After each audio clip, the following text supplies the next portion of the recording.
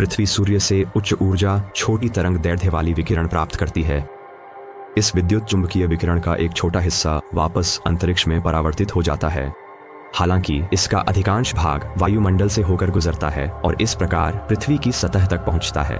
पृथ्वी की सतह पर पहुंचने पर कुछ सूर्य का प्रकाश वापस परावर्तित हो जाता है, जबकि शेष सतह द्वारा अवशोषित कर लिया जाता है। इसलिए पृथ्वी गर्म हो जाती है और वायुमंडल में फिर से ऊष्मा विकिरणित करती है।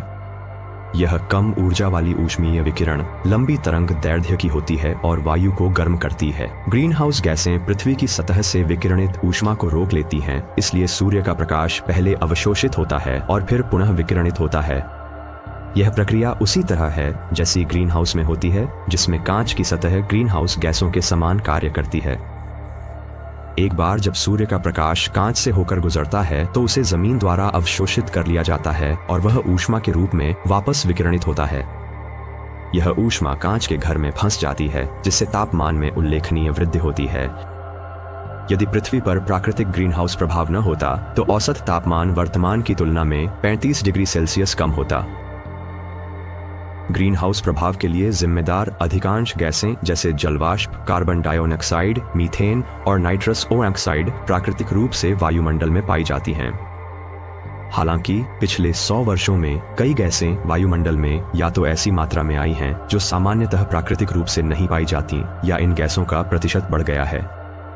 ये सभी ग्रीन हाउस प्रभाव को बढ़ाते हैं, जिससे वायुमंडल में अधिक गर्मी फंस जाती है। तेल, गैस और कोयले का दहन बड़ी मात्रा में कार्बन डाइऑक्साइड उत्पन्न करता है। बिजली संयंत्र, उद्योग और परिवहन भी कार्बन डाइऑक्साइड के उत्पादन के लिए जिम्मेदार हैं। वनों की कटाई भी कार्बन डाइऑक्साइड की सांद्रता में वृद्धि का एक महत्वपूर्ण कारण है, क्योंकि वनस्पति कार्बन डाइऑक्साइड को अवशोषित करती है।